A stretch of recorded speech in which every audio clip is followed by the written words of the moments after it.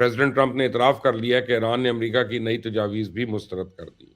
तो मेरे बहुत सारे दोस्तों का ख्याल है कि अमेरिका और ईरान के दरमियान मुज़ाकरात में ये डेडलॉक दरअसल वो चिंगारी है, जो किसी भी वक़्त भड़क कर शोले में तब्दील हो सकती है और पूरे मिडल ईस्ट को जलाकर राख कर देगी। लेकिन मेरा नुक्ता नज़र ज़रा इससे मुख्तलिफ है। मेरे ख्याल में ईरान और अमेरिका आजकल एक-दूसरे पे जो हमले कर रहे हैं, वो हल्की-फुल्की मौसीकी है और ये डील पर जब तक दस्तखत नहीं होते, तब तक जारी रहेगी। मुझे इस वक़्त ट्रंप इंतज़ामिया कुछ थकावट का शिकार दिखाई दे रही है, जबकि ईरानी क़यादत का मोरल इंतहाई बुलंद नज़र आ रहा है। और इसका सबसे बड़ा सबूत यह है कि ईरानी सुप्रीम लीडर के मिलिट्री एडवाइज़र जनरल मोहसिन रज़ाई ने कल सीएनएन को इंटरव्यू के दौरान डील के लिए अमेरिका के सामने एक नई शर्त सामने रख दी है। सुने ज़रा। $24 billion is not much to America. If he wants to reach an agreement with Iran, this $24 billion is a test of trust that Iran wants to have with Trump. सुना आपने?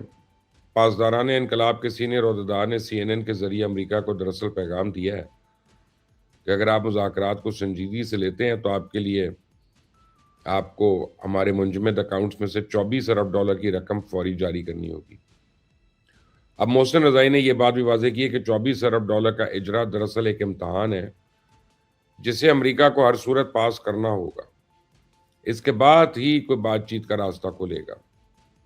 अपने इंटरव्यू में उन्होंने यह भी वाज़ेह किया कि अगर अमेरिका ने ईरानी बंदरगाहों की नाकाबंदी इसी तरह जारी रखी, तो हम इस जंग को पूरे खित्ते में फैला देंगे और यमन में अपने इत्तेहादियों के जरिए बाब अल मंदब को भी बंद कर देंगे, जिसके बाद आलमी तजारत मुकम्मल तौर पर ठप हो जाएगी। If the war continues and the naval blockade is not lifted, we will drag the war to the Indian Ocean, the Bab al-Mandab Strait, the Red Sea, and the Mediterranean.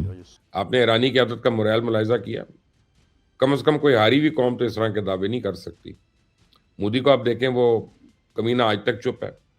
ना प्रेसिडेंट ट्रंप से आंखें मिला रहा है, ना ही अपनी कौम को एतमाद में लेने की जुर्रत कर रहा है। तो मैं आपको बताऊं कि ट्रंप इंतजामिया का मोरल क्यों गिर रहा है। असल में अपोजिशन जमात डेमोक्रेट्स के सीनियर सेनेटर्स ईरान के खिलाफ जंग को अमेरिका की जंग ही नहीं समझते। वाई रोज ट्रंप इंतजामिया के अहदेदारों को सेनेट में तलब करके कड़े कड़े सवाल कर रहे हैं। अमेरिकन मीडिया का एक हिस्सा भी इस जंग की मुखालफत में पेश है। जुमे के रोज प्रेसिडेंट ट्रंप से एक रिपोर्टर ने सवाल किया कि क्या आप ईरान की एनरिच्ड यूरेनियम जो है हासिल करने के लिए ईरान के अंदर कोऑपरेशन करेंगे। तो प्रेसिडेंट ट्रंप ने मुस्कुराकर सिर्फ इतना कहा कि ईरान वेनेजुएला नहीं, आप जाएं और वहां से किसी को उठा के लिए आएं। अब ये अगर ईरान की बहादुरी का एतराफ़ नहीं है तो और क्या है। इन सब बातों को छोड़े, मैं आपको फॉक्स न्यूज़ की एक रिपोर्ट सुनवाता हूँ, सुने ज़रा।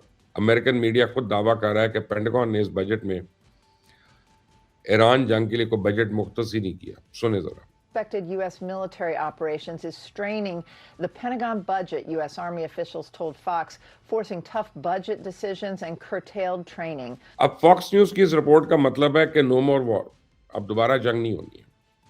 वैसे भी जंग का हुक्म देने के लिए प्रेसिडेंट ट्रंप को अब कांग्रेस की इजाज़त दरकार होगी और कांग्रेस चंद रोज में अपना फैसला सुना चुकी है।